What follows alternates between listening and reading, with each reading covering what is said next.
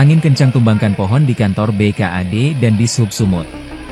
Angin kencang yang melanda sebagian besar daerah di Sumatera Utara menumbangkan pohon di halaman kantor BKAD dan Dinas Perhubungan Sumut di Jalan Imam Bonjol Medan, Selasa, 10 Juni 2025. Pohon tersebut menimpa 3 mobil yang sedang parkir yang mengakibatkan sejumlah kerusakan seperti kaca depan pecah, kaca spion patah.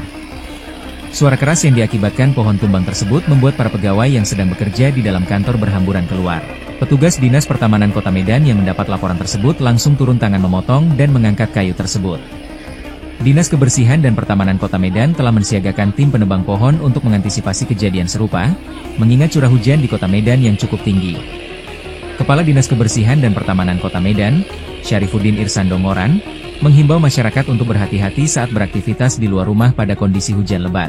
Untuk menghindari kejadian serupa di masa depan, perlu dilakukan pemeliharaan rutin terhadap pohon-pohon yang berada di sekitar area publik, terutama di wilayah yang rentan terhadap angin kencang dan hujan lebat.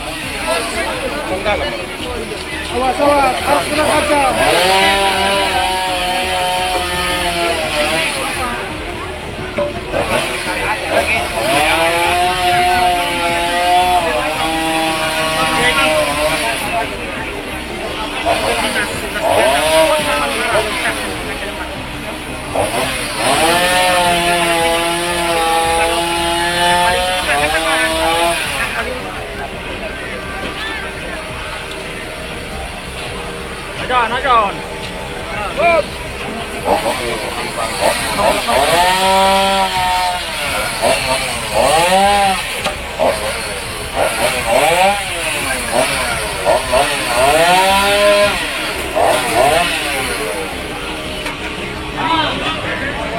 Brio. Mobil. Aja.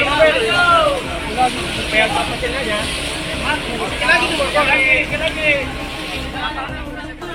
Ikuti terus informasi-informasi terkini lainnya di SIB News Network.